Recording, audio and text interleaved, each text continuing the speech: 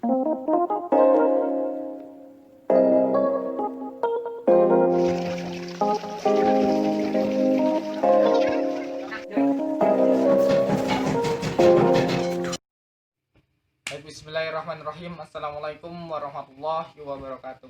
Sebelumnya izin memperkenalkan diri. Nama saya Dedi Hadiansah, NPM 1713031060. Baik, di sini saya akan memberikan suatu materi tentang ketenaga kerjaan. Di sini saya bersama teman saya, yaitu Dina Anggraini. Mungkin kita langsung saja terkait materi kita, yaitu ketenaga kerjaan. Ya, pengertian dari ketenaga kerjaan sesuai dengan pasal 1 angka 1 Undang-Undang Nomor 13 Tahun 2003 tentang ketenaga kerjaan adalah segala hal yang berhubungan dengan tenaga kerja pada waktu, sebelum, selama, sesudah masa kerja. Nah, ketenaga kerjaan berasal dari kata tenaga kerja yang dalam pasal 1 angka 2 Undang-Undang Nomor 13 tahun 2003 tentang tenaga kerjaan disebutkan bahwa tenaga kerja adalah setiap orang yang mampu melakukan pekerjaan guna menghasilkan barang atau jasa, baik untuk memenuhi kebutuhan sendiri maupun masyarakat luas. Nah, jadi dalam meningkatkan taraf hidup yang diperlukan pembangunan dari beberapa aspek, ya. Ketenaga kerjaan ini berlandaskan asas pembangunan nasional, terkhususnya asas demokrasi, Pancasila, asas adil dan merata. Jadi tenaga kerja itu tenaga kerja yang bekerja di dalam ataupun di luar negeri atau hubungan kerjanya. Ya, menurut dokter hubungan kerjanya. Ya, menurut Dr. Payaman Simanjuntak mengidentifikasi tenaga kerja sebagai berikut. Tenaga kerja adalah penduduk yang sudah bekerja, yang sedang mencari pekerjaan dan melaksanakan kegiatan lain seperti bersekolah dan mengurus rumah tangga dan lain sebagainya. Ya, tenaga kerja terdiri dari angkatan kerja dan bukan angkatan kerja. Nah, yang pertama itu angkatan kerja, yaitu golongan yang bekerja dan golongan yang menganggur atau yang sedang mencari pekerjaan. Sedangkan bukan angkatan kerja adalah golongan yang bersekolah atau golongan yang mengurus rumah tangga ataupun golongan-golongan lain atau penerima pendapatan. Itu sumbernya dari Hestanto Web ID tentang ketenaga kerjaan. Selanjutnya mengenai hubungan kerja. Pasal 1 angka 15 Undang-Undang Nomor 13 Tahun 2003 tentang ketenaga kerjaan disebutkan bahwa hubungan kerja adalah hubungan antara pengusaha dengan pekerja atau buruh berdasarkan perjanjian kerja yang mempunyai unsur-unsur pekerjaan. Ya, upah dan perintah-perintah dan hubungan kerja adalah suatu hubungan pengusaha dan pekerja yang timbul dari perjanjian kerja yang diadakan untuk waktu tertentu, namun waktu yang tidak tertentu juga bisa jadi. Baiklah, saya akan melanjutkan pembahasan mengenai ketenaga kerjaan yang sebelumnya sudah rekan saya sampaikan, yaitu Dedi Hardiansyah, mengenai ketenaga kerjaan secara umum dalam Undang-Undang Nomor 13 Tahun 2003. Nah, selanjutnya membahas tentang hubungan kerja dengan ketentuan yang tercantum dalam perjanjian yang telah disepakati dan ketentuan yang tercantum dalam Undang-Undang Nomor 13 Tahun 2003. Itu ada 3 unsur. Yang pertama itu service, pelayanan, dan yang kedua itu waktu, time, dan yang ketiga itu pay atau upah. Nah, jadi masyarakat itu umumnya sudah tahu bahwa tidak boleh adanya perlakuan tidak adil atau diskriminasi antara sesama pekerja atau antara pekerja dan pengusaha. Nah, karena sudah disebutkan dalam Pasal 5 Undang-Undang Nomor 13 tahun 2003.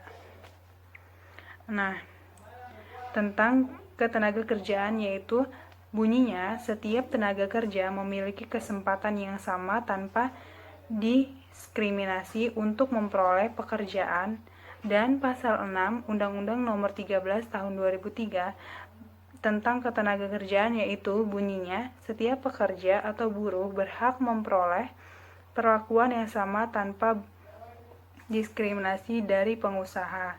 Nah, jadi berkaitan dengan hubungan kerja ini, saya mengaitkan dengan kondisi kita sekarang, bahwa ada salah satu berita yang mengatakan sedikitnya ada 4 masalah ketenaga kerjaan yang muncul akibat pandemi ini. Nah, menurut praktisi hukum ketenaga kerjaan Juanda Pangaribuan yang dilansir pada berita hukumonline.com, mengatakan ada 4 masalah ketenaga kerjaan yang muncul akibat COVID-19. Oke, jadi saya akan memaparkan 4 contoh masalah ketenaga kerjaan itu. Yang pertama, pada saat pelaksanaan pembatasan sosial berskala besar atau PSBB, sebagian perusahaan tidak boleh beroperasi. Akibatnya, ada perusahaan yang memutuskan untuk merumahkan pekerja atau memerintahkan pekerja untuk bekerja dari rumah atau work from home atau WFH. Bagi perusahaan yang melaksanakan WFH, artinya pekerja tetap bekerja tapi tidak hadir ke tempat kerja, baik itu kantor atau pabrik seperti biasanya. Mengingat pekerja melaksanakan pekerjaannya, maka upah dan tunjangan tetap dibayar pengusaha. Nah, yang kedua, dalam kondisi seperti ini, ada ketentuan yang menyebut upah dibayar apabila pekerja atau buruh tidak melakukan pekerjaan, kecuali bagi pekerja yang sakit baik karena COVID-19 atau bukan. Nah, bisa juga pemberi pekerja menggunakan pendekatan moral, yaitu tetap membayar upah pekerja sekalipun pekerja dirumahkan, tergantung bagaimana kemampuan finansial perusahaan atau pemberi kerja tersebut. Nah, yang ketiga, pembayaran upah. Jika pandemi ini berdampak kepada perusahaan yang mengubah skema pengupahan, harus ada kesepakatan dengan serikat buruh atau buruh yang bersangkutan, kemudian dituangkan dalam perjanjian bersama.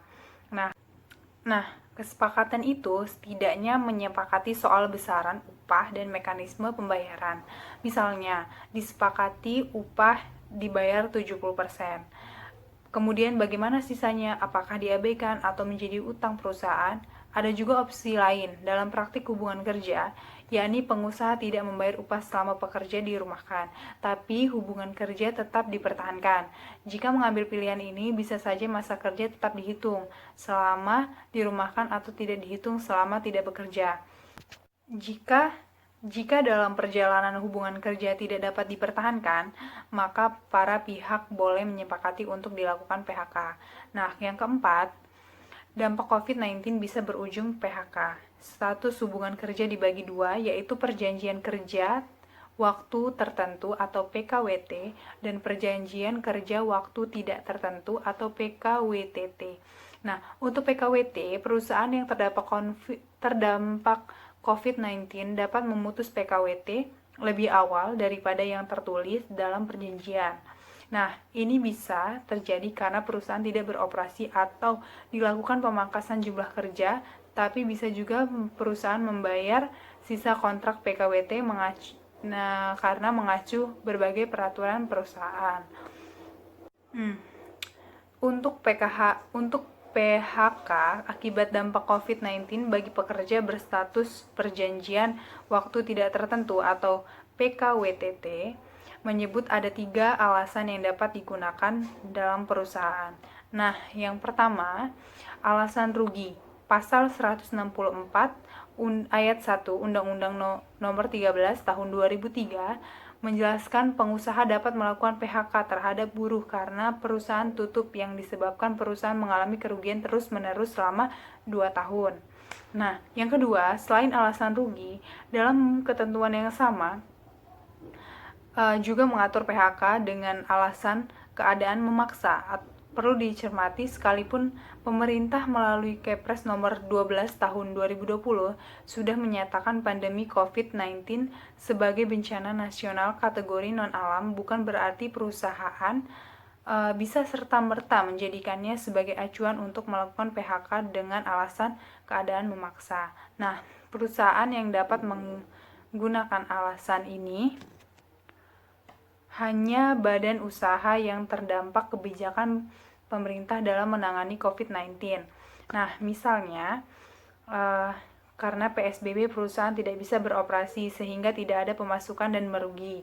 Kompensasi pesangon yang diberikan perusahaan untuk PHK dengan alasan merugi atau keadaan memaksa, ya ini satu kali ketentuan. Nah, yang ketiga, perusahaan bisa melakukan PHK karena terdampak COVID-19 dengan alasan efisiensi sebagaimana diatur pada pasal 164 ayat 3 Undang-Undang Nomor 13 Tahun 2003, kendati putusan MK Nomor 19 Perundang-undangan Nomor 9 Tahun 2011. Yang ketiga, perusahaan bisa melakukan PHK karena terdampak COVID-19 dengan alasan efisiensi sebagaimana diatur pasal 164 ayat 3 Undang-Undang Nomor 13 Tahun 2003. Putusan MK menyatakan PHK dengan alasan efisiensi konstitusional bersyarat sepanjang dimaknai perusahaan tutup permanen. Tapi praktiknya Pengadilan Hubungan Industri atau PHI akan melihat kasus ini sesuai fakta yang sebenarnya, apa yang menjadi alasan efisiensi. Misalnya, pekerja tiket di jalan tol yang di PHK karena penerapan gerbang otomatis. Dalam hal ini, PHK dilakukan dengan alasan efisiensi, tapi perusahaan tidak tutup permanen. Kompensasi yang diberikan perusahaan yang menggunakan PHK dengan alasan efisiensi, yakni 2 kali ketentuan. Nah, itulah 4 masalah ketenagakerjaan yang mungkin sedang kita alami di negara kita karena adanya pandemi COVID-19 yang memberikan dampak yang sangat jelas terhadap ketenagakerjaan kita. Nah, banyak berbagai alasan yang terjadi di perusahaan akibat adanya pandemi ini. Yang dari bekerja di rumah hingga di PHK. Kita berharap pandemi ini segera berakhir dan kita bisa mendapat kejelasan akan pekerjaan kita, melakukan pekerjaan kita seperti biasa, dan kembali bekerja dengan mematuhi protokol kesehatan. Mungkin itu saja yang bisa saya sampaikan mengenai ketenagakerjaan.